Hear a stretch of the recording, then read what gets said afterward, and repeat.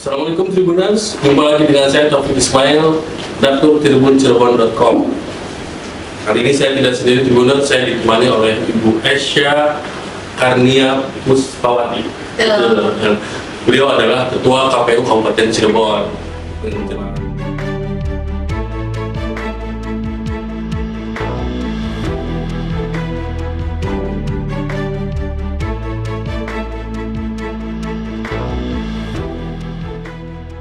Menjelang sudah masuk tahapan pilkada serentak 2024, Bu Esya ini lagi sibuk-sibuknya nih sekarang. Bu bisa dijelaskan Bu, sejauh ini sudah sampai mana nih tahapan untuk pilkada serentak di Kabupaten Cirebon? Ya, alhamdulillah Mas, sejauh ini kita sudah memasuki tahapan pertama di tahapan penyelenggaraan, yaitu tahapan pencalonan dan syarat calon juga sudah dilalui, sudah ditetapkan tanggal 22 kemarin, tanggal 23 kemarin kami melakukan pengundian dan penetapan nomor untuk para pasangan calon bupati dan wakil bupati.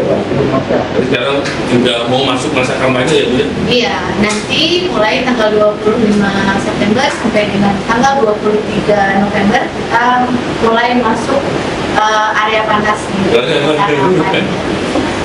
Sudah ada dibagi-bagi ini yang zonanya Bu kalau?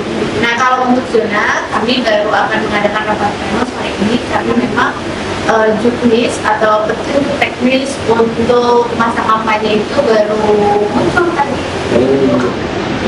Bukan ini selain pilkada Kabupaten Cirebon juga ada pilgub. Apakah nanti jadwalnya seperti apa nih Bu? Apakah nanti misalnya dari sana calon pasangan siapa, berarti di sini beda partai pendukung, apakah bisa seperti itu atau gimana nih?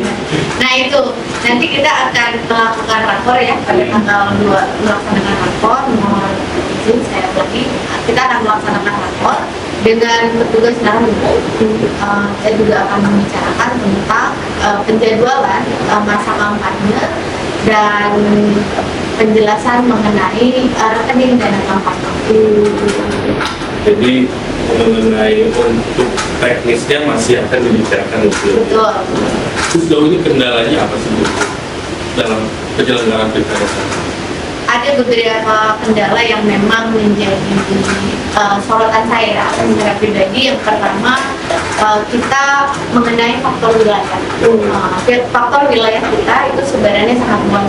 Ada 40 kecamatan berbanding terbalik dengan Kota Cirebon yang hanya 5 kecamatan. Lalu dalam masa rekrutmen kali ini, kemarin kita melakukan rekrutmen PPS, yang maaf PPS saja kita ada beberapa kecamatan yang memang kekurangan peminat untuk menjadi PPS. Nah, sumber daya manusia juga menjadi salah satu kendala kita di Kabupaten Cirebon, di mana animo masyarakat untuk menjadi penyelenggara tingkatan PPS itu ternyata di beberapa wilayah itu terjadi kekurangan. Sudah terselesaikan? Sudah terselesaikan dengan beberapa metode. Akhirnya kita menggunakan metode kerjasama. Kalau metode reguler itu kita tertinggal di kabupaten-kabupaten mana itu. Nah, hari ini masanya adalah rekrutmen untuk KPPS sampai dengan nanti tanggal 28 September 2020. Kalau untuk KPPS sendiri peminatnya banyak Pak, kalau ada juga di beberapa daerah yang seperti tadi itu ya. Potensi untuk kekurangan sumber daya manusia itu ada. Tapi saya belum bisa menjelaskan karena rekapitulasinya juga masih berjalan. Jadi Tribun bagi Anda warga Kabupaten Cirebon yang ingin ikut serta menjadi penyelenggara ya Bu ya, penyelenggara di tingkat TPS, bisa daftar menjadi anggota KPPS sampai tanggal 28 tadi ya Bu ya? Ya, 28 September. Syaratnya nggak berat-berat kan Bu? Enggak, minimal SMA dan pendidik setempat. Iya. Dan ingat ya, di Sipol itu tidak ada. Clear Sipol. Sipol itu untuk ketika kita cek NIK, apakah dia terafiliasi partai? Oh iya. Berarti harus jangan terafiliasi dengan partai tertentu gitu. Karena kan penyelenggara. Iya, harus netral. Iya. Setelah nanti perekrutan KPPS, apalagi gitu? Kita beririsan dengan masa kampanye nanti, beririsan dengan masa kampanye.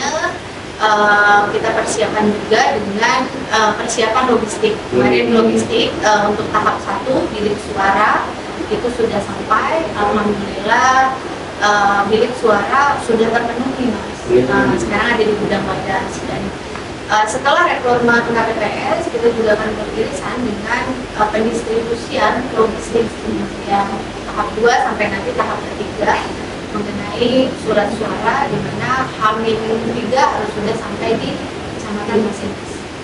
Tapi proses pencetakan belum, masih di ini? Iya, masih kita masih masuk ke agenda lelang ya. Bu, di Kabupaten Cirebon ini jumlah DPT berapa?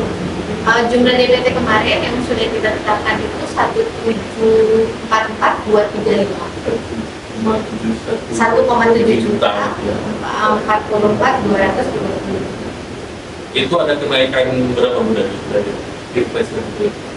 Kemarin itu sekitar kenaikannya sekitar 5%-an ya.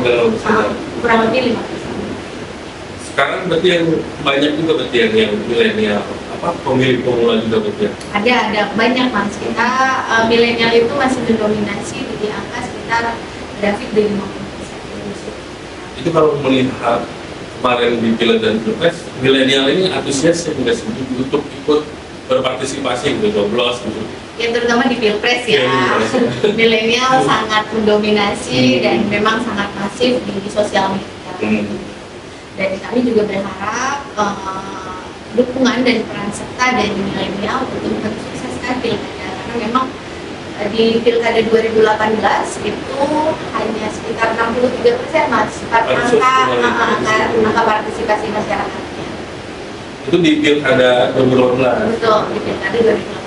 63%. Pilek kemarin, Pilpres kemarin? Sekitar 79%. Target untuk di pilkada sekarang? 80%. Optimis? Harus optimis. Apa aja nih yang akan dilakukan oleh KPU Kabupaten Cirebon untuk yang meningkatkan partisipasi pemilih? Iya. Real nyata yang saat ini kita lakukan adalah kita di 40 kecamatan secara serentak hari ini kita melaksanakan lomba senam jingle pilkada. Oh, udah ada jingle yang Iya, jingle pilkada, dan itu dilombakan menyertakan seluruh peserta dari semua desa. Jadi ada 412 plus 12 kelurahan, 412 desa dan 12 kelurahan yang ikut serta dalam kompetisi senam jingle pilkada 2020. Saya juga baca kemarin, koreksi kalau saya salah, katanya mau bakal ada stand up komedi juga, ya. Di Kabupaten Cirebon juga. Ya, itu programnya ada di kami untuk stand up komedi, dan kebetulan memang itu anggaran dari provinsi, anggaran dari provinsi, dan kemarin pun sudah kami bahas di tingkatan pimpinan kira-kira mau formatnya seperti apa dan kapan dilaksanakan. Untuk penjadwalan belum ya. Jadi untuk Tribuners juga nih yang suka dengan stand up comedy atau ada komik, bisa ikutan nanti di acaranya yang digelar oleh KPU Kabupaten Cirebon. Ini juga tujuannya untuk sosialisasi ya, untuk meningkatkan partisipasi komedi juga. Ya. Bu, kalau misalnya kan tadi udah sebagian udah logistik sudah ada yang datang. Setelah bilik suara apalagi yang kemungkinan akan dalam waktu dekat akan kembali ke informasi selanjutnya sih kotak suara ya. Kotak suara nanti masih di tahap 1 ya, minggu-minggu ini akan datang. Kalau itu bilik suara itu satu TPS berapa ini Bu? Kira-kira ini 4 bilik suara. 4 bilik suara, satu TPS 4 bilik suara. Dan kami juga kemarin sudah membuat berita acara tentang alat bantu tunanetra. Itu alat bantu tunanetra itu menurut SK KPU RI itu satu TPS satu. Ya, jadi kalau kita hari ini ada 318 TPS, berarti kita menyediakan alat bantu tunanetra sebanyak 3318. Nanti patut ada pendampingnya atau pakai pakai alat bantu itu aja gitu pas tunanetra pas. Nanti kalau untuk tunanetra kita tanyakan kepada yang bersangkutan apakah akan dibantu. Itu dibantu oleh orang yang dipercaya ya. Yeah. Kalau cukup dengan alat bantu tunanetra, ya kami persilahkan. Tapi kalau meminta bantuan ya kami juga akan mempersiapkan dengan metode, syarat dan ketentuan yang sudah diberlakukan. Satu lagi nih untuk pertanyaan terakhir, apa pesan-pesan untuk warga Kabupaten Cirebon terkait pilkada ini untuk yang sudah punya istilahnya sudah punya calon atau yang masih belum menentukan pilihan, apa pesan-pesannya dan untuk dari tanggal 27? Ya. Pesan untuk masyarakat Kabupaten Cirebon, karena hari ini kita akan memasuki masa kampanye, berkampanyelah dengan damai. Kita boleh berbeda pilihan, kita boleh berbeda idola ya, tapi tetap menjalankan kampanye dengan cara-cara yang sudah ditentukan oleh peraturan perundang-undangan maupun peraturan KPU. Apalagi Perbawaslu juga mengawasi dalam proses kampanye. No hoax ya. Tidak ada berita bohong, tidak ada kampanye hitam. Mari kita bangun Kabupaten Cirebon dengan menjaga kehormatan Kabupaten Cirebon.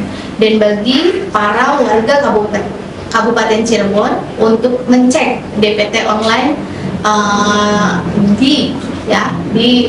cek DPT online kpu.go.id untuk memastikan warga Kabupaten Cirebon terdaftar sebagai pemilih dan datang ke TPS pada nanti tanggal 27 November 2024. Gitu, Mas. Kalau misalnya ada yang ngecek belum terdaftar, masih bisa diupdate? Bisa. Nanti itu masuk ke daftar pemilih khusus dan bisa kita layani di H-7 sebelum hari pencoblosan. Ya, siap. Terima kasih Bu Esya atas waktunya. Tidak Tribuners, perbincangan saya dengan Bu Esya untuk warga Kabupaten Cirebon. Ingat tanggal 27 Anda harus ke TPS untuk menentukan pilihan untuk Kabupaten Cirebon yang. Terima kasih Tribuners. Assalamualaikum warahmatullahi wabarakatuh.